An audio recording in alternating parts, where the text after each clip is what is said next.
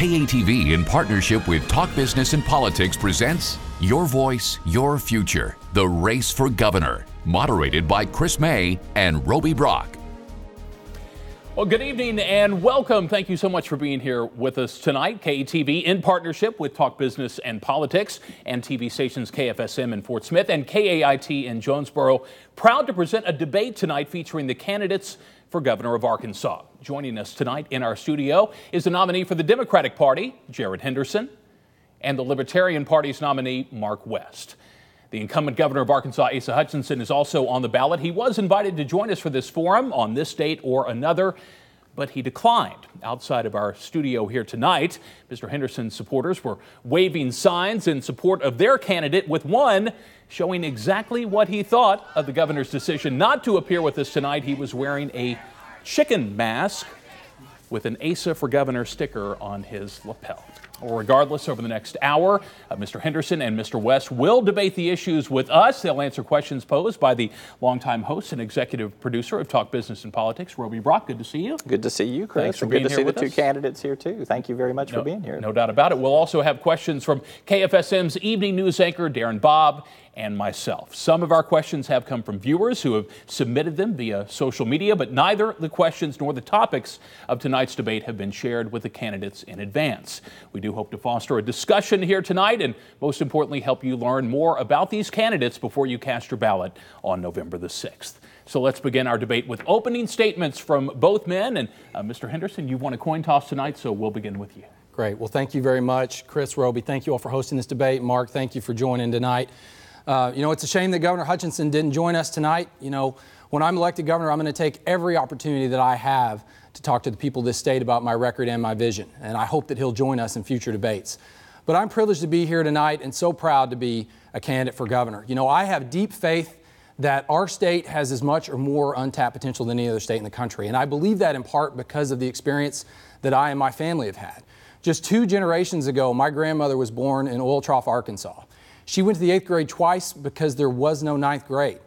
Just 2 generations later, her grandson, before he got to run for governor, had the opportunity through Arkansas Public Schools, through the University of Arkansas, to work at NASA. And I later got to work in the private sector. And for the last decade, I've had the privilege of working with some of the most brilliant educators and students in the world in education in eastern and southern Arkansas.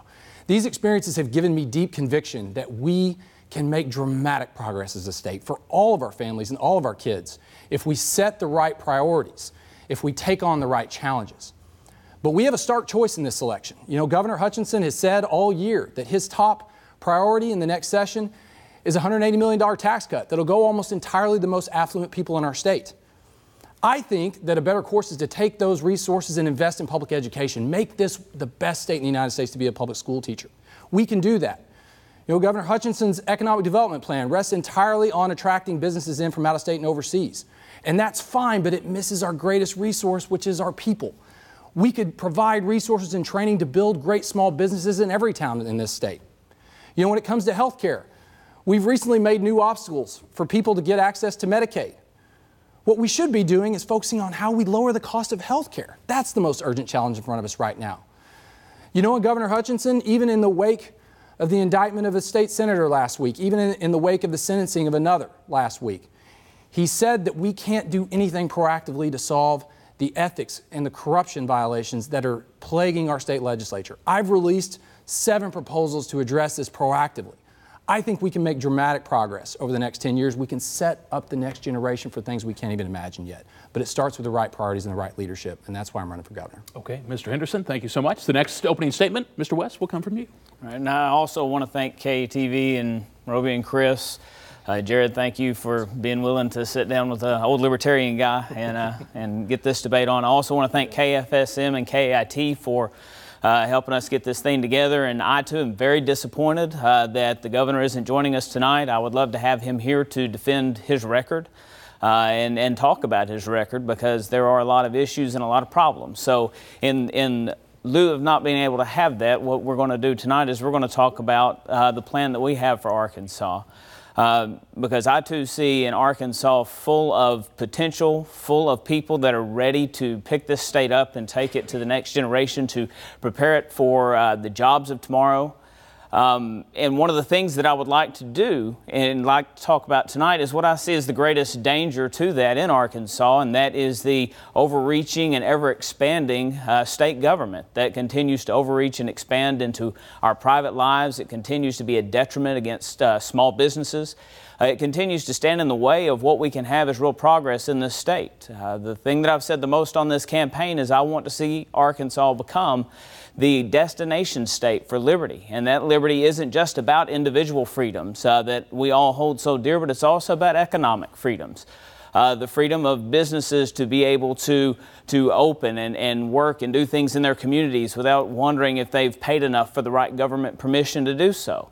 It's also about the opportunity for people to be able to make decisions without worrying if their right to carry a firearm is going to create an issue with the law enforcement because of unclear things that have come out of the Attorney General and the Governor. We also believe firmly that we can begin our state on a path toward very low taxation. I believe that we need to engage our communities, and we can engage them by freeing them from the regulatory and high-tax atmosphere that we have in this state that makes us less competitive than a lot of states around us. If we're going to compete to keep people in Arkansas, we're going to have to become competitive when it comes to taxes and regulations and the things that keep people from staying in Arkansas. And we're going to do that. And that's what we hope to do, is to expose how Arkansas individuals, when given the opportunity, have what it takes to build this economy, to build this state, and to get our state on the right direction, on a path that is toward more liberty and toward more opportunity for all Arkansans. Okay, Mr. West, thank you so much. Let's get down to the meat and potatoes of this. Let's do some questions and answers. The first question will come from Roby, and it's directed to Mr. Henderson. All right, I'm going to ask you both a question, but I'm going to ask it differently to both of you a little bit because I think you got different positions on this. Let's begin with tax cuts. Yep. You referenced the governor's tax cut proposal for what he wants to do if he's reelected for the next session. It sounds like from your opening statement you're opposed to cutting taxes. You want to keep the money that the governor's proposing to cut taxes and use that as an investment in some other things, education you mentioned. Are you opposed to the governor's tax cut plan? Or are you opposed to cutting taxes? The governor's tax cut plan is only limited to the top 11 or 12% of wage earners, you know, and I'm like, I think everyone else I've ever met, I want to pay the lowest taxes that we can. But when we look at tax cuts for the wealthy and the affluent, we've got to weigh that against other ways to build competitiveness in this state. You know, we could provide our teachers a 10% raise next year. We could add on 3.5% for 2 years following and barely cut into half of the governor's proposed tax increase. And I think that we need to ask ourselves, which is going to create more opportunity? Which is going to make this state more competitive? And for me, it's a simple choice. And we haven't even gotten into infrastructure. We haven't even gotten into roads, to making sure all of our citizens have access to high-speed internet and adequate cell phone coverage. You know, these are just a few of the priorities that we need to weigh against tax cuts for the people that are doing best. So if you were elected governor, you would not advocate for tax cuts? Not for the wealthiest. You know, I think that if we can provide opportunities to provide more tax relief for people that are living paycheck to paycheck, such as an earned income tax credit, I think that could be great policy.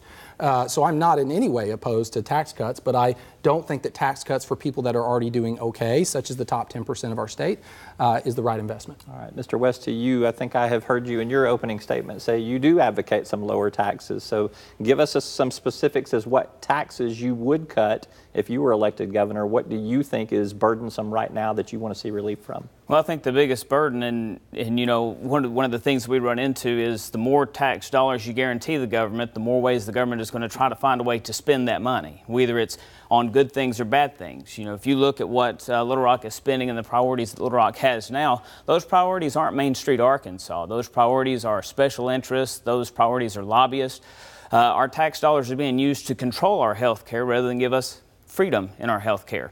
And so specifically, I would like to see the income tax get well below 6. That helps all Arkansans, not just the wealthiest. You know, I don't play identity politics. I don't want to pit the wealthy against the poor, you know, different races against one another. We're all Arkansans, and we all need to come together and realize that the biggest threat to our lives is the government taking our money and spending it on its own priorities rather than allowing us to have the money, the freedom, and the power of keeping our money to spend on things that matter to us. You know, a lot of corporations face a variety of property taxes, especially small businesses. These hit family and small businesses the hardest, and we need to eliminate those taxes that are impacting family and small businesses so that they have more freedom. Release the regulatory atmosphere that's also hurting family and small businesses. So those taxes like property taxes that you mentioned, those do help fund public education. They do help fund government services in communities as well as at the state level. Are you going to advocate some simultaneous cutting of expenses in state government? If so, what are some specifics that you would, I mean, give me some numbers here. You're talking in some generalities here. I want to hear some specifics. Well, you know, here's the thing. Everybody likes to get caught up in the specific numbers, but your average Arkansas voter isn't saying, hey, I need $2 billion here, $100 million there, $100,000 there. They're saying, when I get my paycheck every week, a fifth of it's gone. When you're running a business and you're trying to make ends meet, you're sending more to the tax man than you would be able to send to your employees and spend to provide for their health care because you're sending so much money to the government. What we have to focus on instead is finding ways to cut our government. As I've talked about cost, a voluntary committee on spending and taxation, we're going to look for areas where our government is duplicating things, you know, where you have departments that have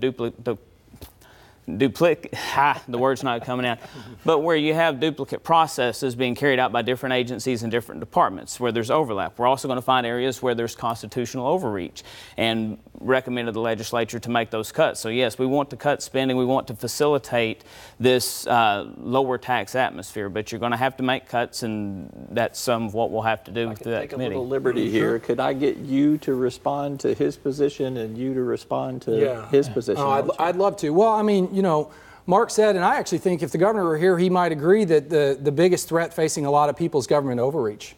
To me, the biggest threat that I've seen from people that I've met is not having schools and teachers available to teach their kids to read in elementary school. Some of the biggest threats I've seen from people is losing their Medicaid due to a ridiculous part-time website that the government's put in place to make them prove they deserve it every month. You know, these are examples of threats that I'm seeing and I'm hearing from people. And, you know, when we talk about government and its size, we're trapped in this 40-year-old debate between big government versus small government. We need to be figuring out how to deliver smart government.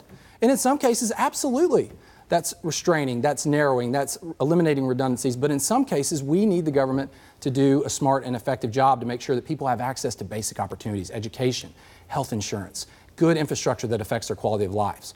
That's my position. Can you persuade him to your position? I can try.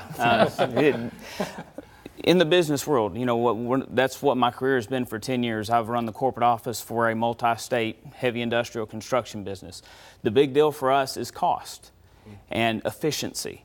And when we see things that aren't efficient and we're pouring a lot of cost into those things, we have to find ways to cut that, or we have to find an alternative. You know, maybe we have to go to a third-party vendor because us trying to do it ourselves isn't working. Well, what the state of Arkansas needs to do is allow the free market to be that third-party vendor in some of these things, because what we're finding is there is never enough. What you always hear every election and from people like Jared and different Democrat candidates is there's never enough. There's never enough tax money for this. There's never enough for that.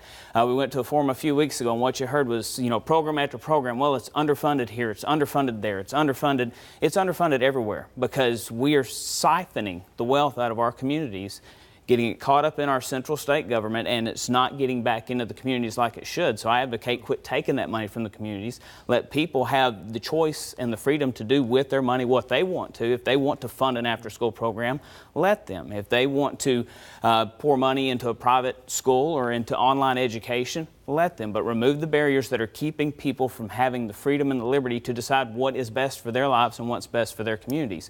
People don't need a person sitting in Little Rock to tell them, oh, well, this is your priority in your community, so I'm going to make sure I take enough money out of your community to fund my priority because I think this is what matters to you, whether it does or not. I do think, too, if the governor was here, he would make the argument that in the first few years of his term, he did pass tax cuts for middle-income and lower-income Arkansans. Had those tax cuts worked? Have you seen them be effective? Although I know the lower income tax cuts are still being implemented. Well, I haven't seen direct results, but in general, I think giving more money back to people that are living paycheck to paycheck is a good thing, and I'm not afraid to acknowledge that. Like I said, my concern right now is that we're about to go a step farther. We're about to give a tax cut to people that are doing okay, in many cases way better than okay. And if we do that, I think that we're going to put some really fundamental things in jeopardy. You know, our teachers, their wages have gone down in real terms by 7% since the Great Recession. That's part of why we're seeing more than a 55% drop in the number of people that are entering one of our most important professions. And money's not everything. You know, I don't think the answer is always to pump in more money, but sometimes when it's a smart investment, and this is not just true in government, this is true in business, this is true in any sector, you need to be willing to spend money to make investments so that you can create more opportunity over time. And there's just a real debate to be had here. Is the single most important thing to make it a little bit easier for the affluent, or is it to make sure that we've got a certain level of opportunity, a certain level of quality for all of our citizens so that with hard work, they can dig themselves up and realize their full potential? Okay, let's move on. We've already plowed through 15 minutes. So let me ask a question, gentlemen, about guns in Arkansas.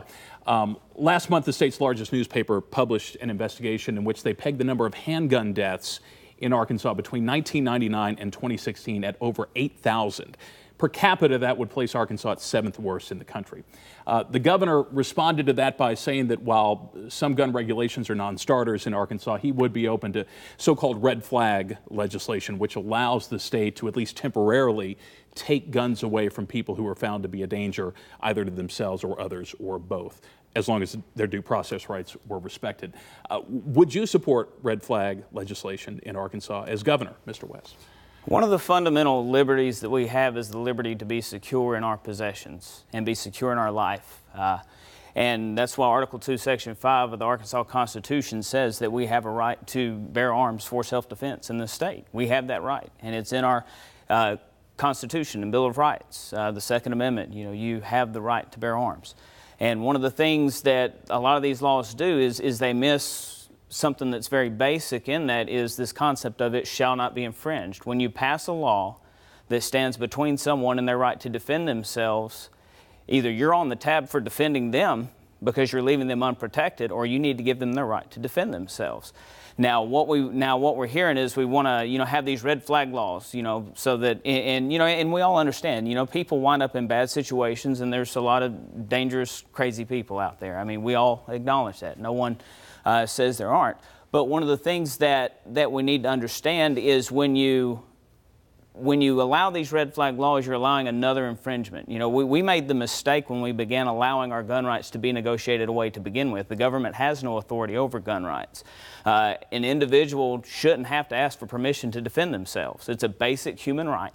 And it's a basic right that belongs to all individuals, and it's something that we should be protecting and defending. And the red flag laws are a bad idea, because what they do is set up a scenario where someone can be maliciously slandered.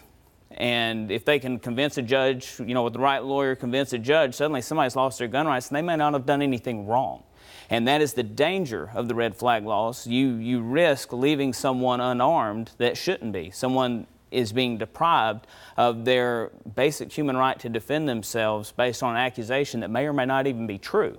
So no, I am opposed to red flag laws.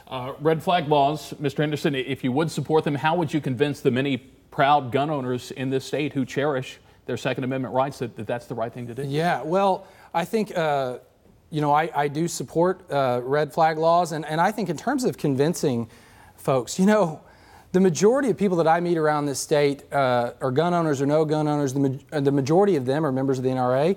And most members of the NRA that I talk to, and you can read polls that show the same thing, they support common sense measures. They know that we are being set up for a false choice to believe that we cannot fully respect people's rights to own guns for safety, for hunting, for sport, and we can make it harder for violent people or people with a high propensity of violence to get their hands on them. And most Arkansans that I talk to, regardless of their politics, regardless of how many guns they have, if they have any at all, they get this, and they find this debate to be one of the more frustrating, because we can't even seem to have discussions that are rooted in common sense. We're too mired in false political trade-offs. Okay, our next question comes to us from our content partners from KFSM in Fort Smith. Gentlemen, good evening. I'm Darren Bobb from 5 News in Northwest Arkansas. This region growing every day by 30 people a day, they say.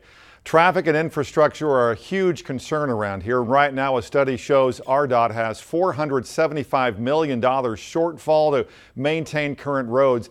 This doesn't even include new projects around the state. How does the state get these projects done? Mr. Henderson, we'll begin with you. Sure. Well, you know, this is highway funding, infrastructure funding. This is one of the most important issues in this election. You know, I've already talked about the first thing that we need to do is make sure that we don't put ourselves in a worse position by sacrificing revenue from folks that are doing all right for many of our needs, including highways. You know, I would just like to point out, you know, Governor Hutchinson's been in office for about 44 months now. He's got a large taxpayer-funded staff. And to my knowledge, he hasn't put one serious proposal on the table for how we address this issue. And I think that's crazy. You know, there's a variety of different ways that we could do this. I'm open to a lot of them. It would be one of the first things that we put some serious effort into figuring out what proposals will really work. I think that we do need to consider all options. I think for me, the priorities are if we need to raise new revenues through a fuel tax or through a tax on new cars, we need to do it in a way that doesn't strain people that are living paycheck to paycheck further. But, you know, leadership in this case, we have got to find a way to make highway funding sufficient, sustainable, predictable, and we need to look at all options. We need to put some really serious ideas on the table. I could ask a follow-up question before Mr. West responds. So you don't want to penalize people who are living paycheck to paycheck. You're talking about a fuel tax. How do you levy a fuel tax that doesn't hurt people that are probably scraping enough money together to put fuel in their tank? Well, it's a good question. I mean, there's a variety of ways through rebates. There could be a way to couple it with an earned income tax credit that make it revenue neutral or even better for some of these households. There are ways to do it. Like I said, I don't have the team of policy analysts that the governor has to crack this, but I won't need 44 months to get these people around the table and put some workable solutions. Other states have figured this out. Arkansas can too. We need to make it a priority. All right. Okay. Mr. West, highway and infrastructure spending, how do you get the job done? Well, what I would like to see is us find a better way to emphasize getting the free market involved in our infrastructure. We, again, try so much to get the state to do this and the state to do that. And again, what do we run into? Scarcity. There's not enough money. There's not enough funding. Stuff isn't getting done. Well, that happens every time we trust the state to do something. You know, and Jared proposes, you know, a fuel tax, which is going to hit low-income people. I mean, there's no doubt about it. It's going to hit people struggling paycheck to paycheck. And, you know, he says, well, we can offset it by credit. Well, why take it to begin with if you're just going to offset it with a credit anyway? You know, why take it? Why not come up with a better option? You know, there are plenty of ways to fund things through voluntary forms of taxation. You know, in other states that do toll roads for infrastructure, a lot of places, especially before we had income taxes and all these highway taxes, the businesses in the communities would come together and they would fund to pay for roads because they wanted people to get to their businesses. So I say let's get the state out of the way and give some of these free market opportunities to businesses, to the people, to find a way to make things happen in their parts of the state. You know, Fort Smith, there's a lot of people, there's a lot of good income in Fort Smith that people could put behind fixing those roads if they really wanted them fixed. But what we've created is this society where we sit around and we wait for the government to do something. And the government fails every time we wait. Just look at Puerto Rico right now. You know, the federal government completely failed in Puerto Rico. Every time we wait for the government to do something, they fail. So I say, well, let's quit robbing people of their income and their power and put that power back with we the people in their local communities and give them the freedom they need to come up with those solutions. Because right now so much regulatory thing stands in the way of being able to do that. What's keeping them from coming up with a solution now? If the people of Fort Smith wanted to pull a bunch of money out of their pocket and fund some roads, why couldn't they do that now? They're waiting on the government. Everybody is waiting on the government. Right now everybody has conceded that, well, it's the government thing. We just wait for the government to do it. And oh, well, there's potholes. Domino's said we're tired of waiting on the government. We're tired of our pizzas getting flip-flopped around cars. We're going to pave some roads because we're tired of waiting for the government. So let's try to get away from this dependence on the government for everything, because the government doesn't have all the answers. And so often the things we rely on them for, the things that most people are okay with being, you know, a lot of people are okay with being taxed to pay for roads. You know, I'm not denying that at all. But what I'm saying is it's not happening. You know, it's not. You know, they had you drive, you know, the Arkansas State Police had the memo, you know, everybody needs to get in the right lane. Well, have you driven extendedly in the right lane in a lot of these highways in Arkansas? You know, your kidneys are going to have problems if you do. So, you know, we keep depending on the state to fix these things and it doesn't. So we need to get the state out of the way, start freeing up some of that money in the local community, and let's see if some free market opportunities can pop up and can help fix this situation. Can I try to convince Mark of my position on this one? You know, this is an example. You know, sometimes government is the problem, and sometimes government does get in the way. You know, my wife is brilliant and has built an extraordinary small business over the last several years. And in that instance, I agree. We have a real opportunity as a state to get in to reduce some unhelpful regulation, to get out of the way of entrepreneurs and to let the market do more good. But in this case, you know, I disagree that the problem is the government. The problem is leadership. You can drive on roads in other states, some of which border this state, and by and large, they're pretty good. You know, and so I don't think the issue here is one that government is bad. You know, I think some of America's greatest days are when Eisenhower in the 50s built, you know, a continent-spanning freeway system. You know, America and government sometimes can be great. Right now in Arkansas, our issue is not government getting in the way on highways. It's a leadership problem. Okay, the next question and our next topic comes from Roby, and it's from Mr. West. From Mr. West. All right, let's talk about ethics and public corruption. We have seen a lot in the headlines over the last couple of weeks, particularly in the last 7 to 10 days. I saw a heavy sentence delivered on a state legislator of more than 18 years for Senator John Woods, former Senator John Woods. I want to hear more about what you think the role of the governor can be in stopping this level of public corruption that we're seeing, because people are going to do what people are going to do.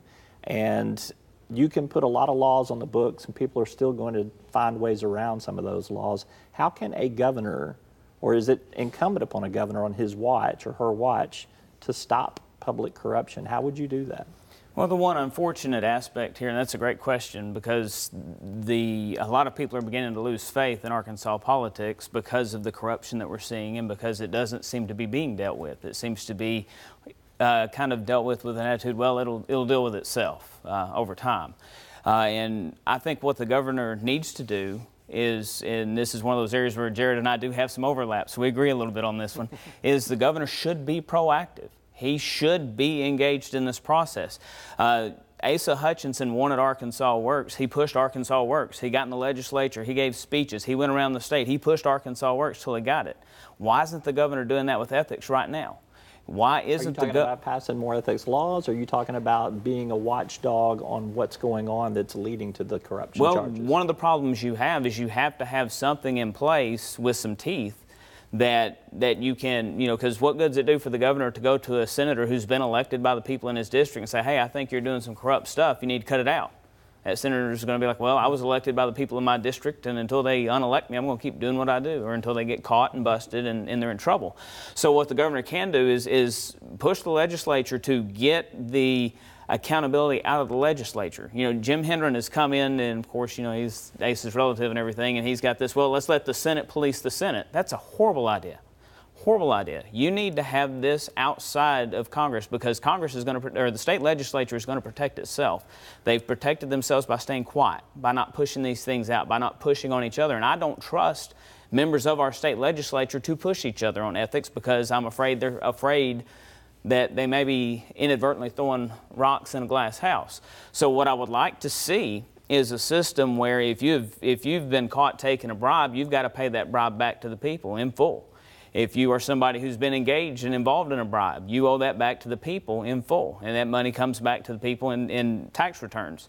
That money goes back to the people. If there's a piece of legislation that's been shown to be passed through bribery, or a regulation that's come into effect through bribery, or a business that is benefiting through bribery or some other form of corruption, those things need to be up for immediate repeal.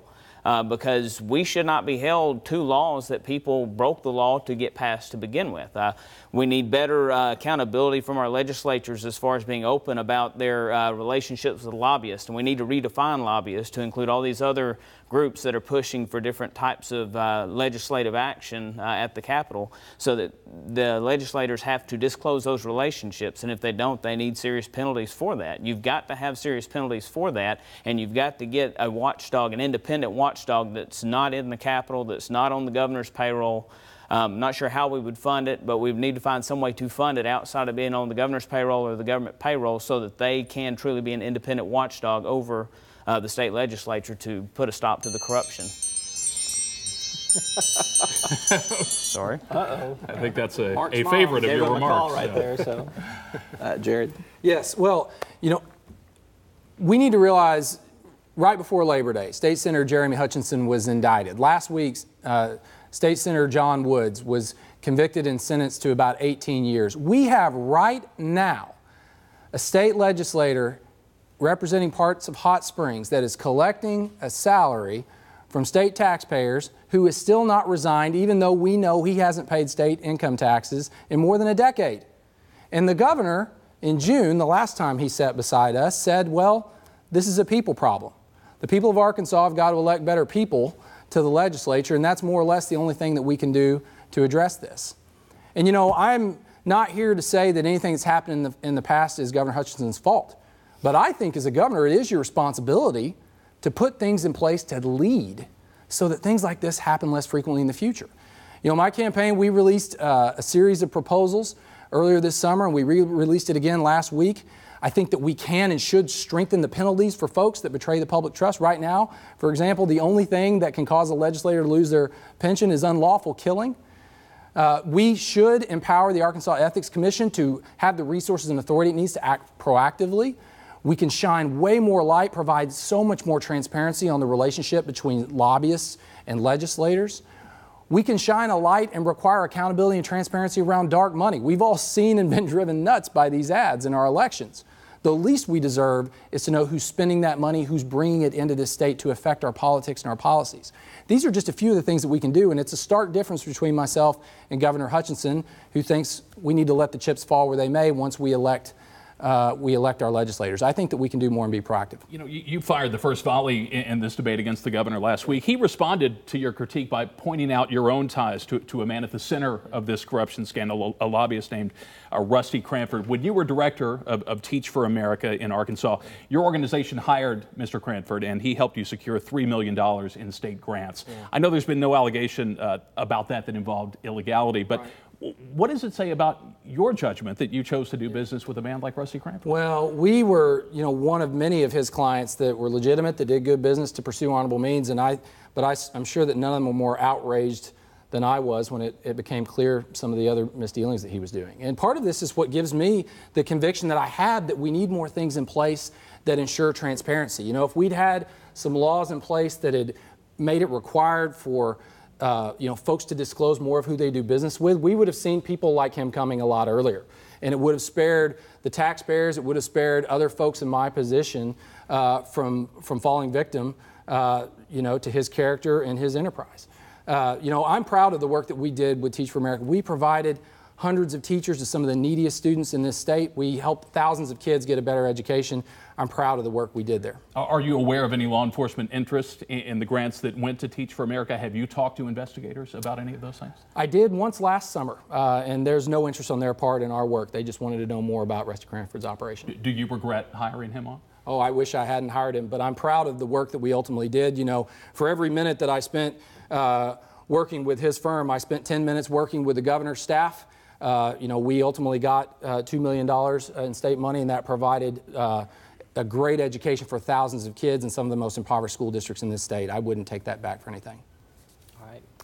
Let's move on to another subject, if we could. Is it, who's first up this time? I believe it's me, and I think this goes to Mr. Henderson as well.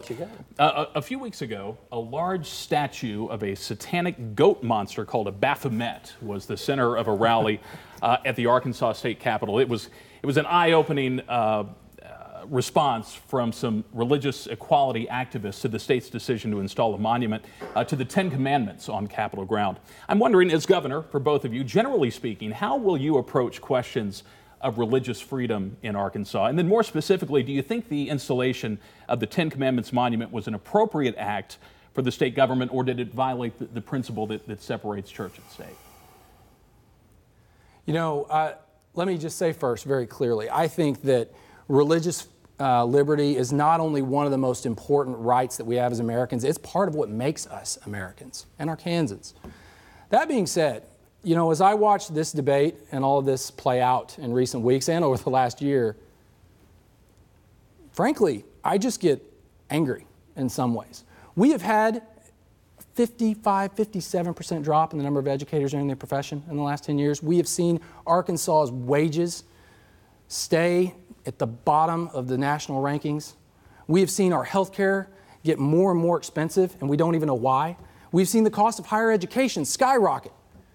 And we've got state legislators that are engaging in political stunts, that are engaging in all these things, instead of addressing the challenges that are really affecting the quality of people's lives, that are really what they're talking to me and what I bet they're talking to Mark about on the campaign trail.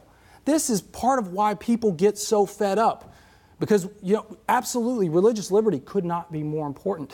But this issue, this is a political stunt by a few legislators that are distracting us from the real problems that people send people to Little Rock to address.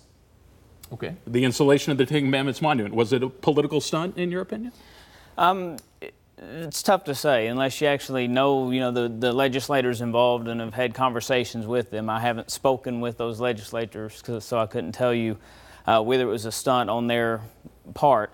But one of the things that we do have in America and that we do hold dear is religious liberty. I was a pastor for 15 years in a rural church, and Jesus Christ is at the center of everything we do. It's part of the reason I became a libertarian, is because Jesus said, in his Sermon on the Mount, he talked about doing unto others as you'd have them do unto you. And the libertarian philosophy is, don't harm others, don't take their things. So faith is very important to me. And I know that for some people, having monuments like that at the Capitol is a very important thing to them. It's a statement of their faith. And the thing that bothers me most is what looks to me like the willingness on the part of some to try to play on that deep felt religious belief to try to score political points, to get to gain politically from it. Because for me, your faith is something you should hold dear, and you shouldn't try to use your faith to score points. It should just be who you are, and people should see it. I don't have to place the Ten Commandments in my front yard at home. I want people to encounter me when I'm trying to take care of people that are in poverty, or when I'm helping a ministry for women that are in troubled pregnancies. I want people to see those things out of my life and see that my faith drives those things. I don't have to put a monument in my front yard to prove that I belong. And that's one of the things that bothers me most about this, is it's like there's this insistence that we have to have this monument here to prove that we belong. And what we've done is instigated others to say, well, now we need to put Baphomet there to prove that they belong. And then, before too long, you'll have another group and they'll want theirs there to prove that they belong. And it's like, can't we just belong? And just be who we are, be genuine with who we are, and just be honest with each other and love each other. Because the core of my faith is that you love others. You love everyone. And that's what I try to do, and that's my feelings on that. Okay. All right. Can I take the next question? You're up. All right, I think I go to Mr. West on this one first. Let's talk about health care. I think you guys have some very different positions on health care. We can talk about the context of Arkansas Works and that. That is the most current kind of topic where we are hearing where more than 4,500 Arkansans will lose their health insurance, more than likely, because they've not met the work requirement that the governor and the legislature instilled in the Medicaid expansion program. Mark, I know you're a free market thinker on health care, so and we do have a time limit here, so I'm going to hold you to your 2 minutes here on health care, and tell me, how do you apply your free market thinking to health care? How could you improve the healthcare situation for Arkansans if you're elected governor from your libertarian perspective? Well, the first point I want to make is there is an issue here, because what this Medicaid expansion Arkansas Works has created is it's created a cycle of dependence for our state, because we can't afford to pay all this. We need federal money to pay all of it. So if we're truly going to be a state that's free, that's liberated, that is empowered, and its people are empowered, we need to get where we're not dependent on the federal government for funding for A, B, C, D, and E.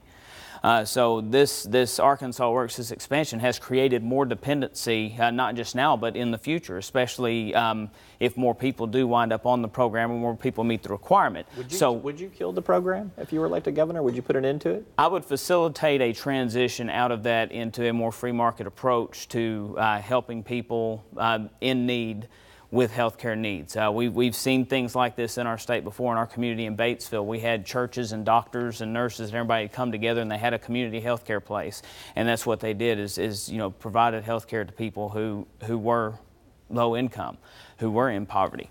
And I think that as we get the free market engaged and we open them up, we can have more of that. Right now, again, we're in this state where we're depending on the government to do it. We're depending on the government and what's happening. Well, the government said, hey, you can depend on us, but now we're going to trim the roll a little bit. You've called Medicaid a corporate subsidy. It is a corporate subsidy in essence, because the people that will qualify, more than likely you're going to find them working for your bigger corporations. They're working very low hours, just enough hours to qualify, just enough, making just enough to qualify for it, so the company doesn't have to pay for the health care benefits. So it winds up being a big corporate subsidy is what it winds up being in just the Arkansas Works aspect of it. But again, we need to begin facilitating this transition so that we are not dependent on the federal government, and so that people are not dependent on the government, so they're dependent on people in their community. We used to be about community. Community used to matter to each of us. Now we say, well, if you're sick, just go apply for this and the government will take care of you. Why don't you take care of your neighbor? You know your neighbor's in need. Do what you can to help them. Ron Paul, he's a doctor, and that's one of the things that he did was a certain percentage of all the cases he met were people that couldn't afford the health care, so he did it free. We need to allow the free market to engage. We need to allow our compassion to engage, because we are a compassionate people. That's the reason we talk about things like Medicaid, is because we are compassionate people, and we need to ignite that compassion and engage it in our local communities and allow the free market to step in and help with that. Jared, I don't think you're not a compassionate person, but I think you have a different philosophy on healthcare than Mark does. Yes. Well, I want to start just by saying, the governor has not put in place a work requirement for Medicaid. He's put in place an internet requirement. Last week he held a press conference about government regulation. He stood by what looked to me like 24 reams of blank copy paper to announce the regulations he's cut. But he's put in place a few new ones between people, some of our most vulnerable people, and their health insurance. We have a part-time website that you have to fill out and catch open once a month to prove that you deserve Medicaid. And I absolutely believe that the government and bad policy can dissuade people from working, but that's not what Medicaid does. Medicaid makes sure that some of our most vulnerable people have access to health insurance. And as we scale that back, as 4,500 people, for starters, lose coverage, it doesn't just hurt them.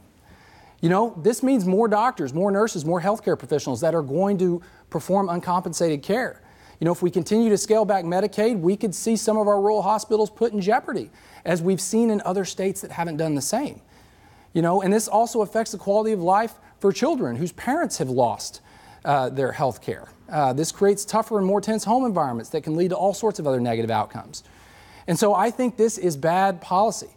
And I think, as I look at it, it is either incredibly poorly designed or it is intended to push people off the rolls. And we can get fewer people on Medicaid over the next decade. We can make dramatic progress, but it involves addressing the root causes. We have one of the highest child poverty rates in the United States because we don't even talk about the fact that in most years we have one of the highest rates of teenage pregnancy in the United States. We could equip our kids with knowledge. We could break this cycle of poverty.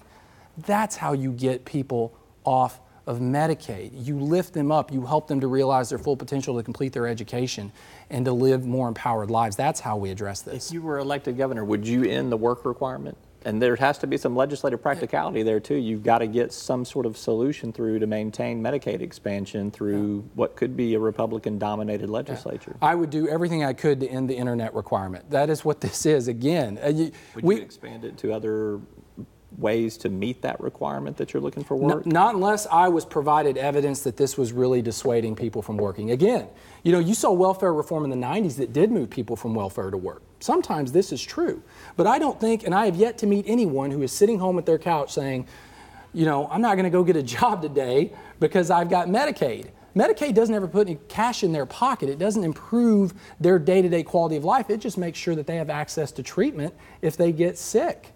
That's not something that dissuades people from working. You point to me things that are keeping people, able-bodied people, from getting to work, I'd be happy to address them so the right incentives are in place. But taking people's health insurance away is not the way to do it. Okay, we've had a Ron Paul reference and a Dwight Eisenhower reference. This is my kind of debate. I'm enjoying this. Let's bring KFSM's Darren Bobb in for the next question now. Darren? We have schools in Northwest Arkansas that have decided to allow teachers to carry firearms. Other schools are allowing armed school resource officers. Should schools be allowed to decide on their own to have armed adults on campus? Armed adults on campus, Mr. Henderson. Yes. Well, so I do support school resource officers. I went to public schools here in Arkansas, I'm proud to say, and we had a school resource officer, I know, in high school. I can't remember further back than that. And he was an incredible member of our community. He didn't just keep us safe. He introduced many of us to law enforcement. He'd help us build trust and a good relationship. I think once you get beyond that, I think all of our students deserve the access to the best. And we have said in the governor's recommendations and in this committee that a school resource officer is the best way to go. And I think if we believe that, we need to provide the resources to make it accessible. We shouldn't ask some of our students to settle for something less, which is arming teachers or other lesser trained staff members. And the governor said when these recommendations were being announced, he said that we don't have a timely or more urgent priority than the security of our children. But he later said if a district doesn't have enough money for a school resource officer, they weren't going to get any help. I'm still trying to reconcile that in my mind. If this is truly our most important priority, surely it's more important than tax cuts for people in the top 10% of wage earners in the state. I don't understand his position, but I do support school resource officers as a good solution for security. You talked earlier about your passion for the Second Amendment. Does it extend into our children's schools? Yes, it does. I think that what we run into is this situation where you can target a resource officer, and once you get that resource officer out of the way, it's slim pickings. We need to allow the teachers and staff who choose to do so to carry firearms on campus. A lot of people balk at that because they're scared of the idea of there being guns on campus, because we have allowed this fear of guns to infest all of us. But I would much rather know that if someone shows up at my kid's school with ill intentions and with the firepower to pull them off, that there's people there that can put a stop to it. But there are other things that we need to take into account as well. Our schools need to be more engaged in mental health type assessments, so that so our guidance counselors aren't stamping papers and doing scheduling and that type of thing. They're actually dealing with students, so they're able to see where you've got a trouble student. Maybe they'll be able to cut off something by being able to be more engaged with a student and maybe cut off. Would that be the equivalent of a red flag law, though, if you have that in place, where you're identifying somebody who might be a menace or a potential menace to society, and you're wanting to keep a gun out of their hands? Well, I didn't say keep a gun out of their hands. I said the guidance counselor needs to be able to see these students and deal with those students one-on-one to, try to diffuse whatever the situation is or diffuse whatever's going on in that student, whether it's a mental makeup or an emotional makeup or there's some sort of disagreement going on that's created that scenario. We also, one thing that we also need to take into account, because unfortunately, these things are reality in our country, we need to make sure that if we are going to be sending our kids to these schools, that our nurses and people on campus need to also be equipped with the means to help. My wife is a school nurse in Batesville, and she went to a clinic, and one of the things they talked about was these tourniquet things. And most schools don't have them, but they say that most kids in school shootings that die, most people that die in school shootings, die because they bleed out waiting for help. But if you have nurses in school districts that are equipped with these tourniquet kits, they can be there and be able to provide wound care and maybe save more lives if these things do occur. We need to have a full-scoped approach to securing our schools. Each school district deserves or each local school area, the parents, the teachers, the administrators, they need to come together, and each school district needs that freedom to decide what's best for the students in that school district. They don't need a governor or some committee telling them what they have to do with their school district as far as that goes. It should be their choice to decide what's the best way to secure their school. Okay, let's try to get some more ground covered in the time we have left. A little over a year ago, President Trump announced that he would withdraw the United States from the Paris Climate Accords. Since that time, 16 state governors and the governor of Puerto Rico have come together to pledge that they would continue moving their states toward the goals of Paris by mandating the reduction of certain pollutants in their state. If you're governor, would you join that alliance? Would you push Arkansas toward the goals of the Paris climate deal? And from a broader perspective, what are your goals when it comes to protecting the environment in Arkansas? Well, first and foremost, I don't believe that protecting the environment is the responsibility of the governor. It's the responsibility of every individual person in the state of Arkansas.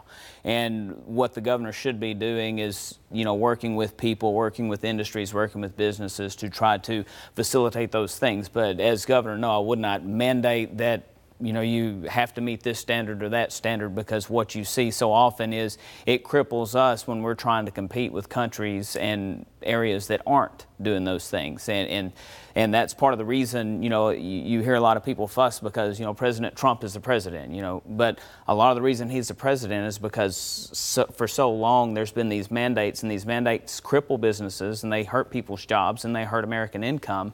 And I don't want to see these things hurt Arkansas income and hurt Arkansans in the process. Okay. Mr. Henderson, would you want to push Arkansas toward the goals of Paris as governor? Yeah, I mean, as a father, as someone who's had a little bit of experience in science, I think that the science there is conclusive, and there's no way that I could do my job as a dad if I didn't support doing what we can to protect the environment. I think, though, by not going in that direction, we're missing a huge opportunity. I don't think the way that we build a better future for our environment, for our kids, is necessarily through a whole bunch more regulation. Arkansas, one of the biggest opportunities that we have missed for years is being strategic about our economic development as a state. And Arkansas is one of the richest states in the country when it comes to the amount of solar energy that we have shining on this state every month. I think we're 11th or 12th based on the people I've talked to. Developing a robust, incredible solar energy economy could be something that could be an extraordinary gain over the next decade. It could be something that we could hand our kids in 25 years that could create thousands of jobs. It could make a cleaner, safer environment. And we've already seen some promising results in a few communities that have taken this on. I think we're missing a huge opportunity in addition to our responsibility to address what is one of the most pressing needs, which is climate change. Robbie, next question. All right, Jared, I will come to you first on this. Let's talk about what's going on in Arkansas's prisons right now. Yeah. We have seen a number of prisoner deaths. We're still awaiting some explanation of what went on, although I think there's a consensus that it was drug-related and that there was contraband that is being circulated there. What needs to be, how do we need to reform Arkansas's prison system? What's the priority? What's the plan? What's the steps? Well, this is an enormously important question for the lives affected and for the potential costs. There was a study commissioned in the last few years that estimates we might have to spend more than $500 million in the next 4 to 6 years on prison facilities. And it's going to be tough for the state to afford that. I think we can make progress on this, but we are going to have to look at every step in the chain. Arkansas has the 4th highest rate of incarceration in the United States. We have to be able to do better than that. There's got to be ways that we can maintain public safety, but also be smart about who we're putting into prison, what their experience is when they get there, and what their experience is when they get out. I've been talking to members of law enforcement all over the state to try to build a credible plan that we'll be releasing later this month. And it involves a lot of things. First, of course, a lot of it starts with early childhood education, which you may say, what does that have to do with the adult criminal justice system? But one of the single greatest predictors about whether or not a child is likely to be incarcerated one day is their 4th grade reading score. We need to take that on right at the start. When you have young kids that are first-time offenders, or they're guilty of small amounts of drug possession, they have not yet become fully addicted, but they're not selling, but they've got small amounts of drugs. We need to find ways to treat them, to break that cycle, give them a chance to get back on their feet, to back away from their mistakes before we incarcerate them and institutionalize them into a life of incarceration. Once people are in prison, of course they need to serve their sentence. Of course, they need to pay their debt to society, but we also need to be preparing them with trade and education such that when they get out, if they are willing, if they are able, they can be positive and constructive contributing members of society. When people get out, we need to do what we can with job placement, with the continued job training. Right now, we continue to make obstacles to housing and to jobs once people get out, and it makes even people that have no desire to reoffend again, oftentimes they're left with few options. We can do something about that. Would you restore their voting rights? If they paid their debt to society, they ought to have their rights restored. All right. Mr. West, what would be your plan for stopping what we're seeing with these prisoner deaths? What would be your plan to, I guess, make our prison systems safer and more responsible for what they are supposed to be doing, which is incarcerating these people that have broken the law? Well, if we are going to be locking people into prison, then we are on the tab for making sure they're taken care of when they're there. That's just a basic humanity thing. And I know that some people believe that, if you're in prison, then, you did something, you deserve to be there, so whatever happens to you there, you get what you're deserved. Well, that's not the way we should be. We call ourselves a Christian nation and a Christian state, and that should extend to our practices of incarceration. But one thing we have got to really begin looking at is why we have so many people incarcerated. We have a high incarceration rate in this state. Part of it is we have a lot of people that do get locked up for drug offenses. When I believe that drug use, drug abuse, drug addiction, that's a healthcare issue. That's not a prison issue. Would you advocate for lighter sentences for folks that are convicted of that? Or would you, as governor, would you release some of those folks if you looked at their cases? Again, you'd have to look at a case-by-case basis on that. But what you have to do is begin looking at treatment, finding ways to get people who are battling with drug addiction, battling with drug abuse into treatment. Now, if they are, committing property crimes and hurting people because of their addiction, then no, they should be in prison. I'm talking about those that, nonviolent offenders, they've not committed property crimes, but, they've got an addiction problem. I think the worst place you can send someone with an addiction problem is prison, because they're going to be twice as likely to reoffend when they get out if all they've gone in for is drug use or drug possession. So we've got to find a way to get people into treatment instead of into prison. We've also got to focus on jobs and on education. I think that if we get more free market things into our education, if we allow private schools, if we allow people to keep more of their tax dollars so they can pay for private schools, and education is key, because a lot of these kids wind up in these criminal situations because they don't have the education or the opportunity to do something else. You have this, they call it a high school to prison pipeline, because they don't have the education, they don't have the tools, they don't have the job skills, so they wind up in crime and wind up in prison. So we've got to find a way to cut that pipeline off, work through education, get involved and engaged in our communities as far as job skills. That's a big thing. Businesses need to be working to provide job skills to high school students, whether it's welding, whether it's being an electrician or craftsmanship, those type things. Have businesses sponsor those things in high school so that kids can begin getting that education and have a marketable job skill when they graduate, or even if they drop out, they still have that marketable job skill so they're not left in crime. We are running short on time. We did ask our viewers last week for questions they may have for the two of you. Let's see if we can squeeze in a couple with just some quick answers. Andre Bennett asks, where do you stand on the minimum wage in Arkansas? Will you raise it as governor? It's currently $8.50. There's a proposal on the ballot now to raise it to $11 an hour. I believe that wages are best set by the free market. The minimum wage is always zero.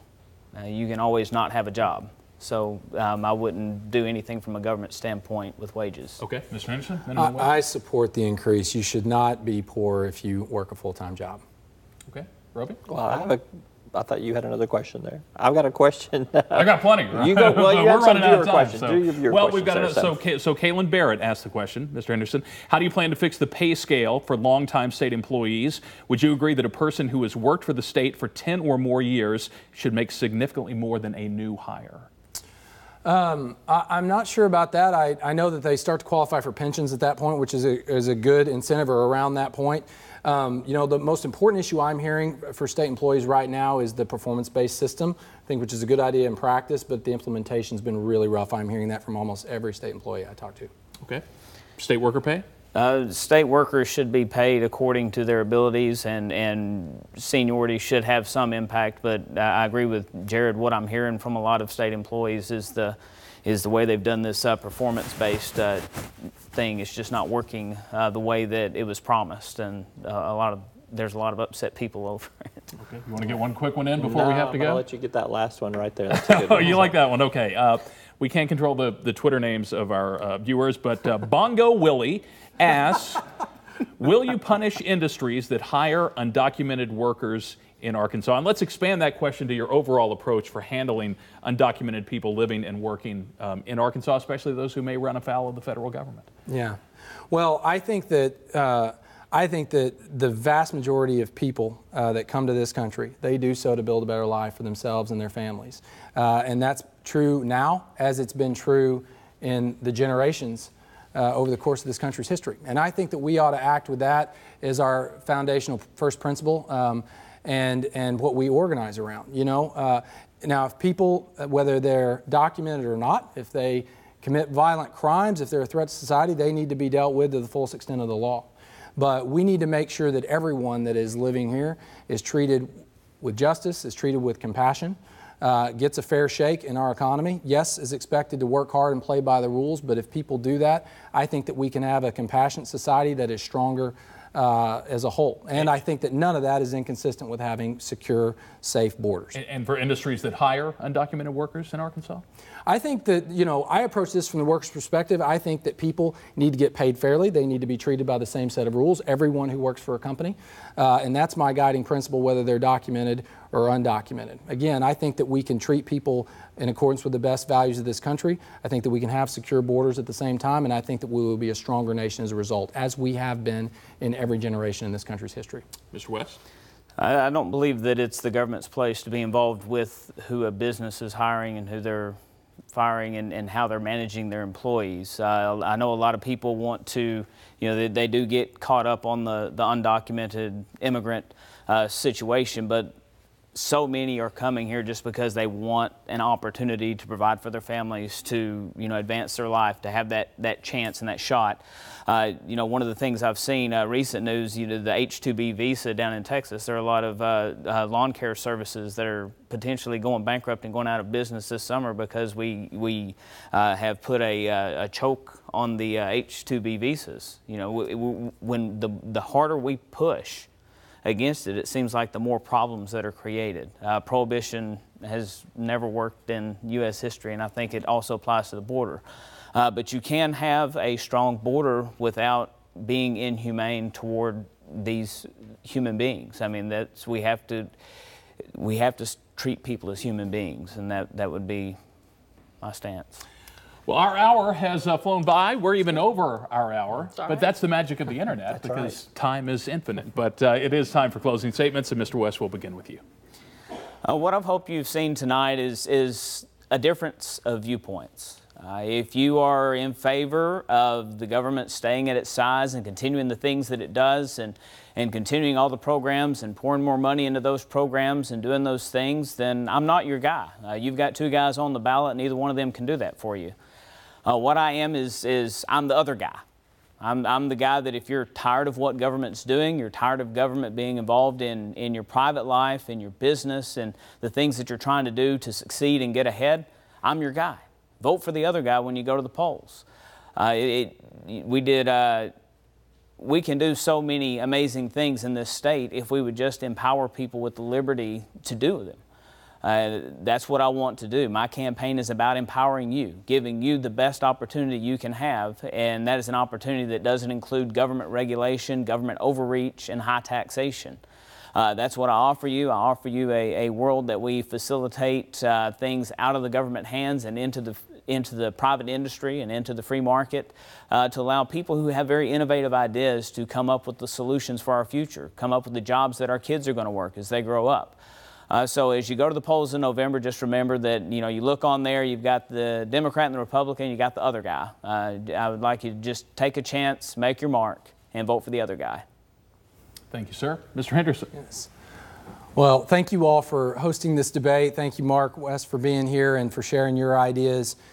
Governor Hutchinson in January, in his State of the State, he said that the state of our state is stronger than ever before. And I think that outside of a handful of zip codes in central and northwest Arkansas, that's a crazy statement. But the good news is, I do believe fully that over the next decade, we can seize a few fundamental opportunities, we can address some of our biggest challenges, and we can make more progress expanding opportunity and justice and equity than we have maybe in any other single decade. But we're not going to do that by investing in old, disproven solutions. We're not going to do that simply by more tax cuts only for the most affluent people. We're going to do that by making sure that everyone's got a fair shot, if they work hard and play by the rules, to build up and live a life of opportunity and achievement. I fully believe that in 10 years, Arkansas can be the best place in the United States to be a public school teacher. And I know that if we achieve that, we'll do incredible things to provide equity and excellence for all of our kids in our public schools. I know that we can provide some basic resources, some basic training, access to health care that will help us build scrappy and successful small businesses all over this state, if we'll start with the assumption that our greatest resource is our people. I know that we can make progress solving the most urgent challenge in healthcare, which is figuring out how we get the cost of health insurance under control. But to get there, we've got to start by quitting these ridiculous debates that we're having over who should have access to Medicaid and what obstacles we can put in place to keep them from it. I know that we can break the cycle of childhood poverty in this state if we'll face the reality that we have one of the highest rates of teenage pregnancy in the country. And we look and see that other states, some of whom don't have near the resources or the talent and capability that we do, have cut this, in some cases, in half. We can do this. In 10 years, we can find ourselves with a record of achievement. We can find ourselves not just caught up, but ahead on some of our biggest challenges. And we can set our kids up to do some things that we can't even dream of yet. That's why I'm running for governor, because I want us to seize this moment. I want us to take on a few big opportunities. I want us to have the courage to face some of our biggest challenges. Thank you, and I'd be honored to have your vote in November. Jared Henderson, Mark West, thank you both so much for being with us tonight. And that does wrap up our debate for this evening. From wherever you are in Arkansas or beyond, thank you for joining us. If you missed any part of this debate or would just like to watch it again, you can find it anytime on the KATV Facebook page. And don't forget, vote on November 6th. Good night.